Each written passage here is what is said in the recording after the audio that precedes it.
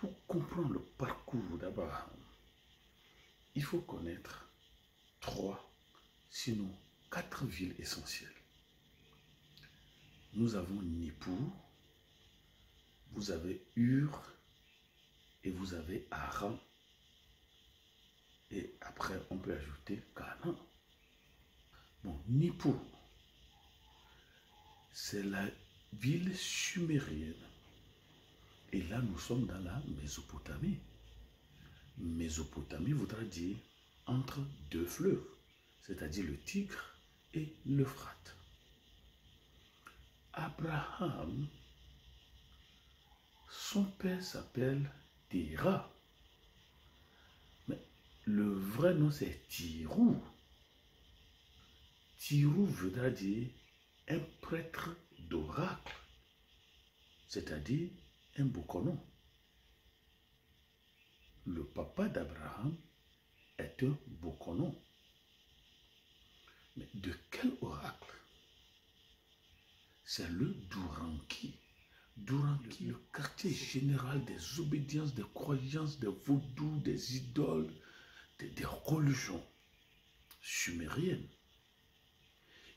Et le Douranki, dans le Douranki, c'est la connexion entre le ciel et la terre. Ça, c'est pas nous qui disons ces choses, c'est les Blancs eux-mêmes. Le Douranki nippurien, dans le Sumer, serait comme le Fétomé, ou Ifè de nos arrière-grands-parents, le pays des vaudous. Ifè. La jonction entre l'océan et le ciel. L'homme n'y va jamais. On n'est jamais arrivé là. C'est le Douranki. Et le Ifè des Yoruba, Fon, Guin, Evé. Ça, c'est la première des choses qu'il faut noter.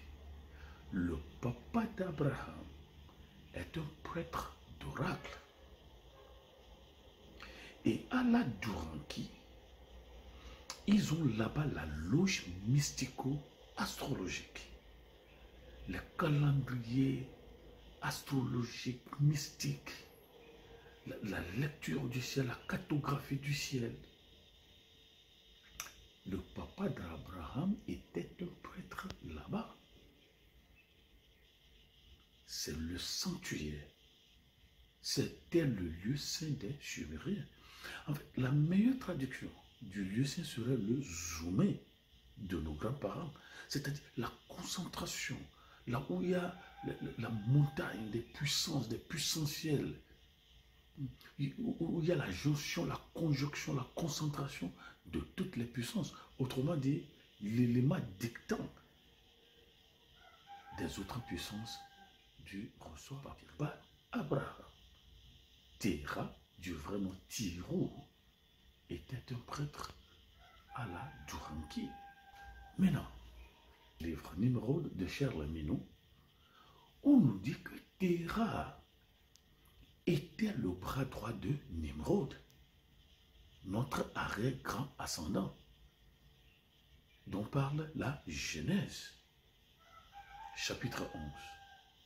Nimrod, le plus grand vaillant chasseur devant l'Éternel. C'est Nimrod qui dirigeait le monde. Ce qu'on appelle la Pangéa, Pangea, la terre ensemble, l'omniterranée. Il était le premier président de l'univers. Il était le premier. Ça, c'est notre arrière-grand-parent, tel que décrit par la Bible.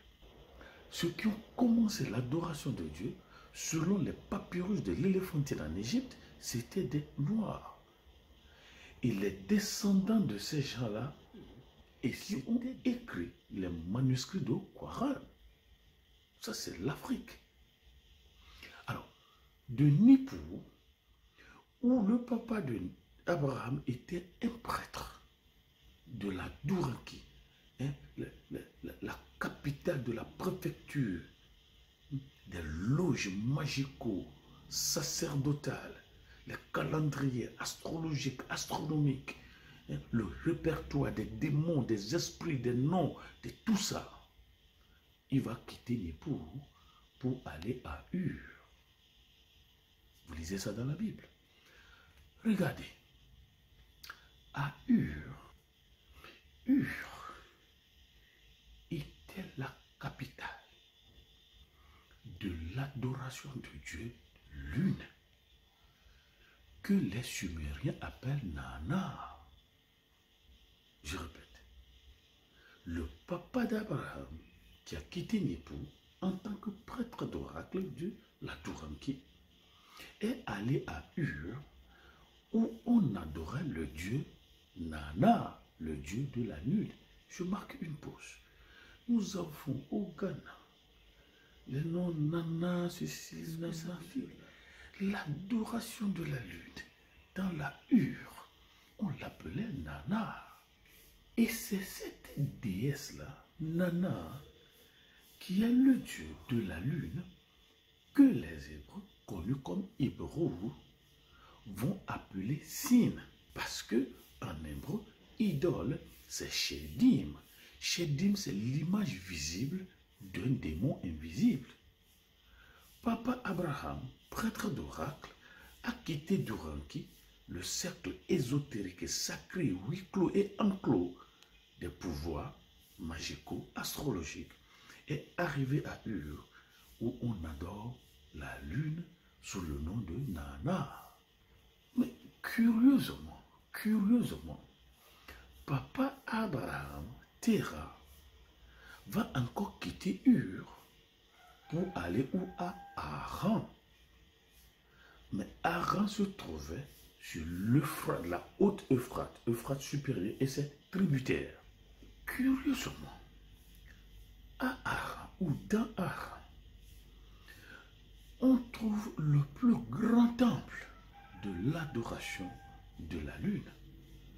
À Haran se trouvait le plus grand temple de Nana, au point que les gens appelaient Haran Ur des Ur. C'est-à-dire vous quittez Ur pour arriver à Ur. Autrement dit, c'est la photocopie de Ur. Autrement dit, ce n'est pas différent de Ur. Vous quittez l'adoration de la lune pour arriver dans la grande adoration de la lune. Maintenant, après Nippur, Ur et Haran, Dieu va alors dire à Abraham, sors de la maison de ton père. Qu'est-ce que ça veut dire? Quand on me dit, sors de la maison de ton père, oui, il y a le bâtiment, bien sûr, mais il faut aussi quitter la religion de ton père. C'est ce que ça veut dire.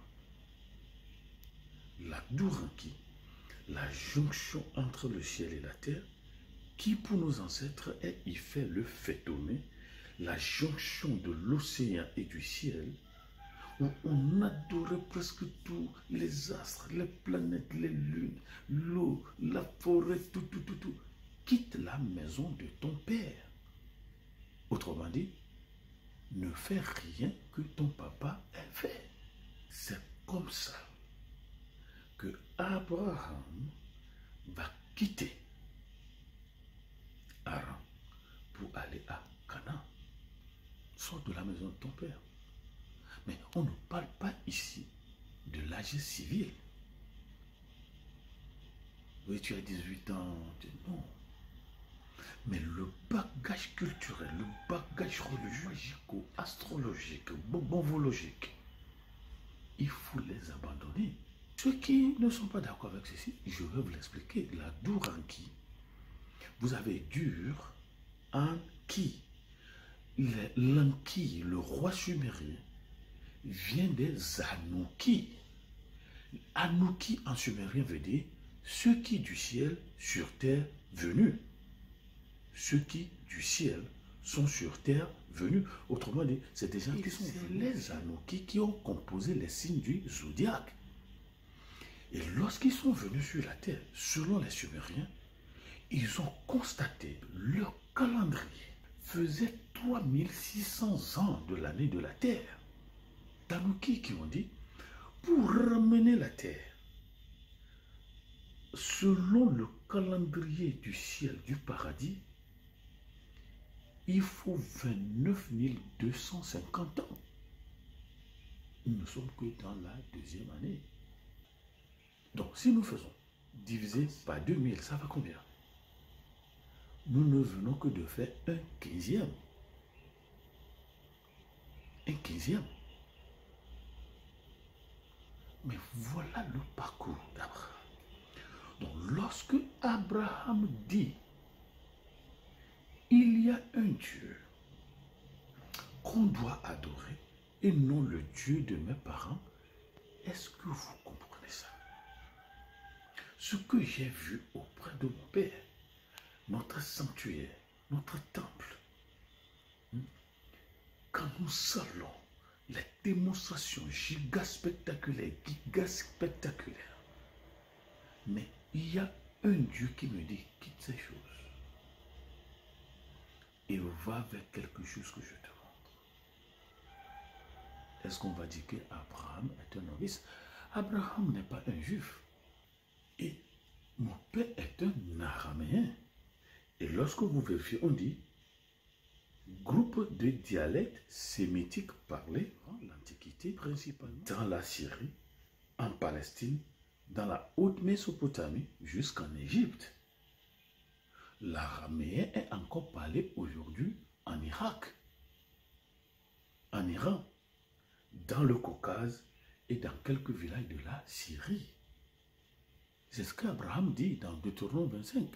Mon père est un araméen.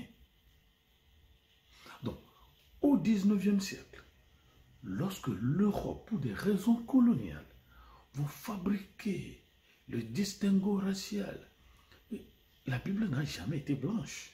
La Bible n'a jamais été blanche. Mais vous voulez connaître le parcours d'Abraham? Le voilà. On a quitté Nippur, le siège magico-spirituel à Duranki, la jonction du ciel et de la terre. On est allé à Ur, le siège, la capitale du dieu Nana, le dieu de la lune. On est allé à Haran, où se trouve la giga-temple. Et on se retrouve à Canaan, le pays multi-dieu. Et pour finir, Abraham va atterrir en Égypte, la première puissance du monde. Le parcours d'Abraham, c'est ça. Donc quand Abraham dit, je suis sorti de la maison de mon père, ça c'est l'exode. Il y a l'exode de soi vers soi. Il y a l'exode de personnel. On sort de soi pour aller à soi. Le vrai soi. Et on sort du moi pour aller au soi. On sort de son père pour aller à l'individu. On sort de son héritage personnel, héritage bio, culturel, traditionnel, pour devenir soi-même. Naître de nouveau, c'est ce que ça veut dire. Ça, c'est l'exode. Est-ce que vous êtes sorti de la maison de votre père? Ou bien vous dites que la maison de mon père, c'est moi. Vous êtes autre chose que la maison de votre père. Le parcours d'Abraham, vous l'avez. Au revoir. Le Duranki nippurien, dans le Sumer, serait comme le Fétomé, ou Ifè de nos arrière-grands-parents, le pays des Vaudous. Ifè